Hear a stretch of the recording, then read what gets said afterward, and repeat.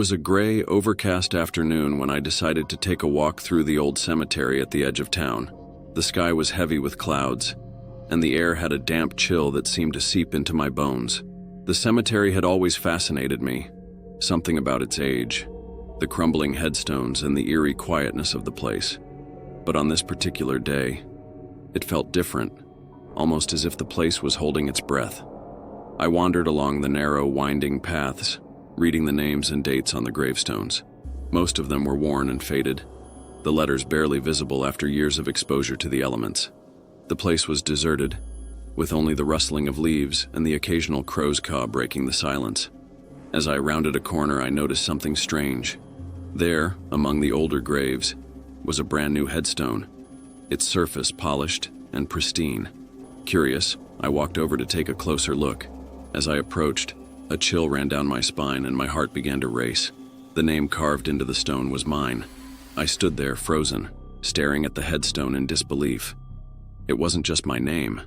It was my full name, etched perfectly into the stone.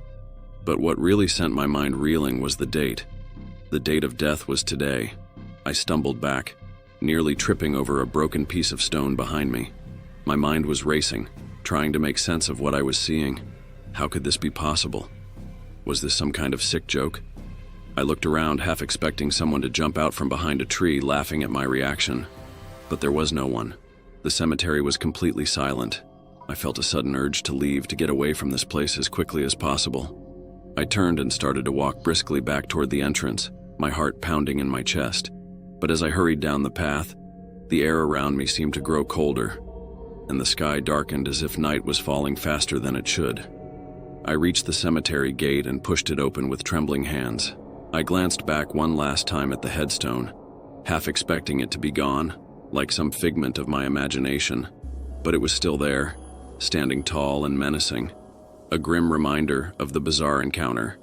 I hurried home, trying to shake off the unease that clung to me like a shadow. But no matter how hard I tried, I couldn't forget what I had seen. My own grave, with today's date. That night, I locked all the doors and windows, pulling the curtains shut. I sat on the edge of my bed, staring at my reflection in the mirror across the room. I looked pale, almost sickly. The image of the gravestone kept replaying in my mind, over and over, until I felt like I was going crazy. Suddenly, the power went out, plunging the room into darkness. My heart skipped a beat, and I fumbled for my phone to use as a light. But as I turned on the flashlight, I saw something that made my blood run cold. There, on the mirror, written in what looked like fog or condensation, were the words, "It's time." I jumped back, nearly dropping my phone. The message slowly faded, leaving only my horrified reflection staring back at me. I felt like I was being watched, like something was in the room with me. I couldn't stay there any longer. I ran out of the house, not even bothering to lock the door behind me. I had no idea where I was going, just that I needed to get as far away as possible.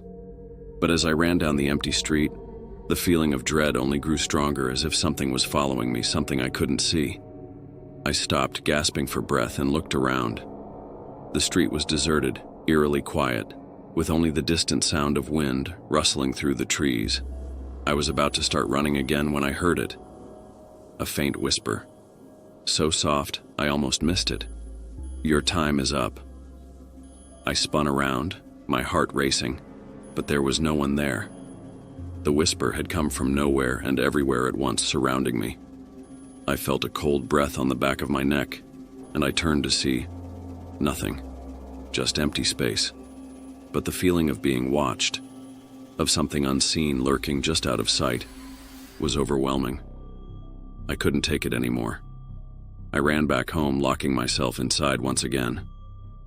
I sat in the corner of my room, clutching my knees to my chest, trying to convince myself that it was all in my head. But deep down, I knew it wasn't. Something was coming for me. Something I couldn't escape. As the hours ticked by, the fear only grew, gnawing at me from the inside.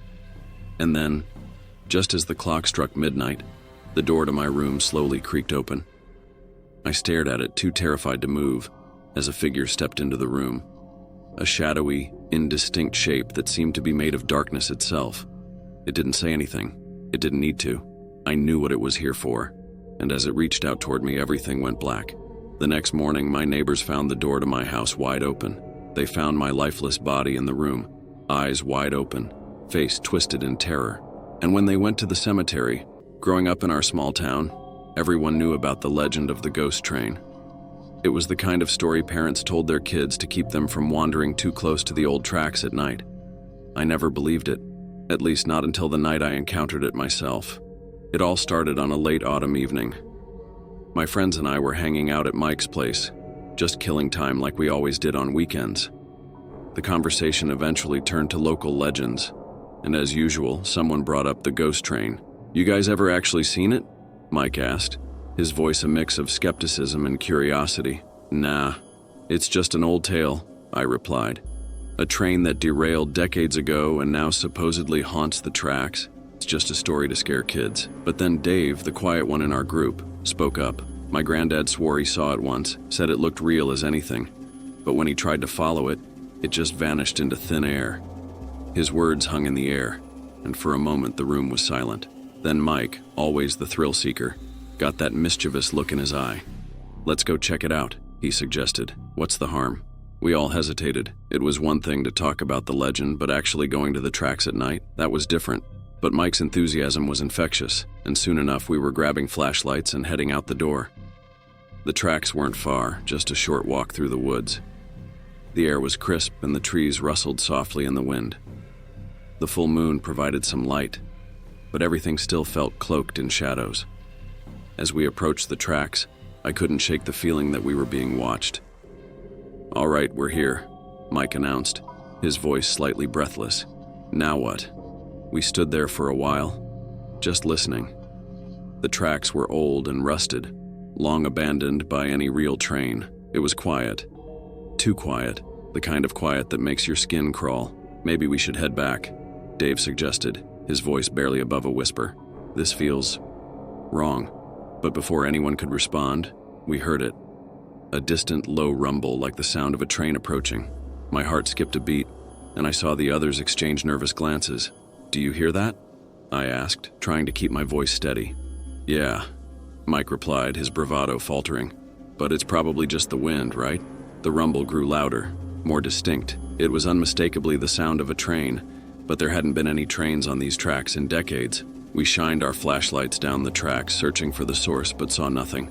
Then, out of the darkness, a faint light appeared in the distance. It looked like the headlight of a train, but it was strange, dim and flickering, like it was struggling to stay lit. We all stared at it, frozen in place. "Is that?" Dave started, but he couldn't finish the sentence. The light grew closer, and with it, the rumble intensified. But there was something off about it. The sound was distorted, like an old recording being played at the wrong speed. And the light, it wasn't steady. It flickered like a dying bulb, casting eerie shadows across the tracks. As the light approached, I could make out the shape of the train. It was old, covered in rust, and looked like it had been abandoned for years. But it was moving, barreling down the tracks toward us. And yet, there was no sound of wheels on the rails, no screeching of metal, just that unsettling rumble. We should have run. Every instinct in my body was screaming at me to get out of there. Then, just as it was almost upon us, the train let out a long, mournful whistle. It was a sound that chilled me to the bone, like the cry of something lost and forgotten. The train passed by us, but what I saw inside made my blood run cold. The windows were fogged up, but through the mist I could see figures, shadowy, indistinct shapes moving inside the cars. They didn't look human, more like dark silhouettes with glowing eyes that stared out at us. Their faces, they were twisted in expressions of fear and pain, as if they were trapped in some eternal nightmare. As the last car passed, the train seemed to dissolve into the night, fading away as quickly as it had appeared. The rumble faded, and the tracks were silent once more. We stood there in stunned silence, trying to process what we had just witnessed. "What the hell was that?" Mike finally whispered, his voice trembling. "I don't know," I replied, my own voice shaky, but it wasn't just a story. We didn't talk much on the way back, each of us lost in our own thoughts. The encounter left us shaken, and I couldn't help but feel that we had seen something we weren't meant to. The legend of the ghost train was no longer just a story. It was real, and it was far more terrifying than I could have ever imagined. What do you think could be the story behind the ghost train? Share your thoughts in the comments below. If this story gave you chills, don't forget to like, share, and subscribe for more creepy tales like this one. Your support means a lot.